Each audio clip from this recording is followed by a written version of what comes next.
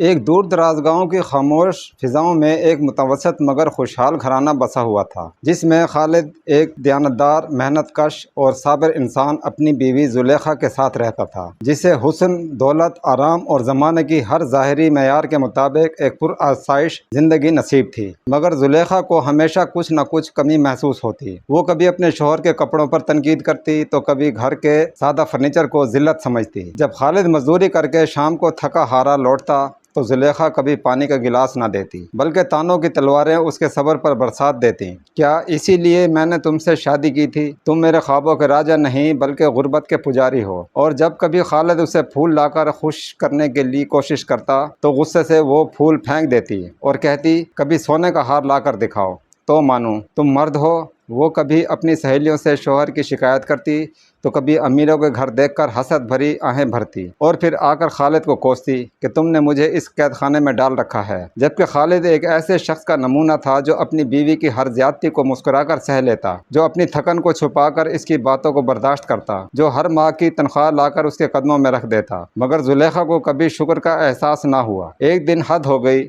زلیخا نے خالد کو گھر سے نکال دیا اور تانوں کے آخری تیر مار دی کہ تم چلے جاؤ، مجھے اب تم جیسے مرد کی ضرورت نہیں۔ اور خالد نے خاموشی سے دروازہ بند کیا اور چلا گیا۔ اس کے دل میں درد کا سمندر موجزن تھا، مگر اس نے واپسی کا کوئی ارادہ نہ کیا۔ وہ شہر چلا گیا اور مزدوری میں لگ گیا۔ ادھر زلیخا نے جب شروع کے دنوں میں آزادی محسوس کی تو اس نے خوشی منائی، مگر جلد ہی اسے زندگی کا اصل چہرہ نظر آنے لگا۔ گھر کا خرچ بڑھنے لگا، رشتہ دار منہ موڑنے لگے، سہیلیاں تانے دینے لگیں، اچھے شوہر کو خود ہی بھگا دیا، اور وقت کے ساتھ ساتھ نہ وہ حسن باقی رہا نہ وہ ناز۔ گھر کی دیواریں سونی ہونے لگیں اور بلاخر اسے کام کاج کے لیے باہر نکلنا پڑا۔ لوگ جو پہلے سے رشک سے دیکھتے تھے اب ترس سے دیکھنے لگے۔ جس زبان سے وہ کبھی شوہر کو ذلیل کرتی تھی وہی زبان آج دروازوں پر روٹی مانگنے کے لیے دراز ہو چکی تھی۔ جس ہاتھ میں وہ زیور پہننے کی حسرت رکھتی تھی وہی ہاتھ اب لوگوں کے سامنے پھیل گئے۔ ایک دن اسے راستے میں ایک فقیر عورت ملی جس نے اسے پانی پلایا اور کہا، بی بی شکر کرنا سیکھو، اللہ سے رجوع کرو، وہی نجات دے گا۔ یہ جملہ زلیخا کے دل میں چبھ گیا۔ اسے خالد کی یاد آئی، وہ سادہ سی زندگی، وہ خلوص، وہ صبر، وہ محبت، وہ سب کچھ جو اسے میسر تھا، مگر اس نے خود اپنے ہاتھوں سے تباہ کر دیا۔ وہ تڑپ اٹھی، آنسوؤں کے ساتھ سجدے میں جا گری، گڑ گڑا کر توبہ کی، دعائیں مانگتی رہی، دل سے پکارتی رہی، اے میرے رب، تو نے مجھے سب کچھ دیا تھا مگر میں نے ناشکری کی، تو مجھے ایک بار معاف کر دے، میں اب کبھی ناشکری نہ کروں گی۔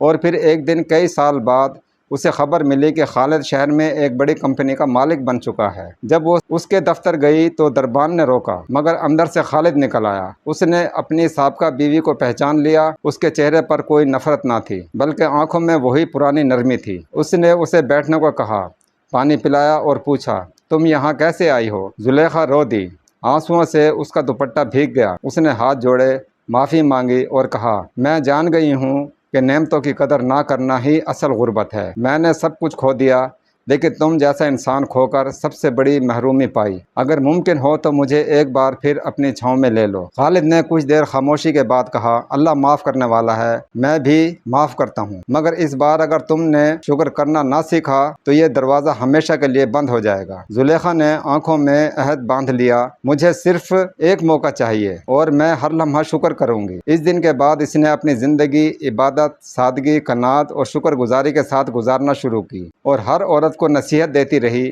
کہ دنیا کی سب سے بڑی نعمت ایک وفادار، محنتی اور صابر شوہر ہوتا ہے، اور اگر اس پر شکر نہ کیا جائے تو زندگی کی ساری چمک مٹی میں مل جاتی ہے۔ اور یوں اس کی زندگی کا آخری حصہ نجات، توبہ اور اللہ کی رضا میں گزرا۔ اور یہ کہانی ہمیں سکھاتی ہے کہ ناشکری انسان کو صرف حسرتیں دیتی ہے اور شکر گزاری انسان کو سکون، عزت اور خوشیوں کی دولت سے مالا مال کر دیتی ہے۔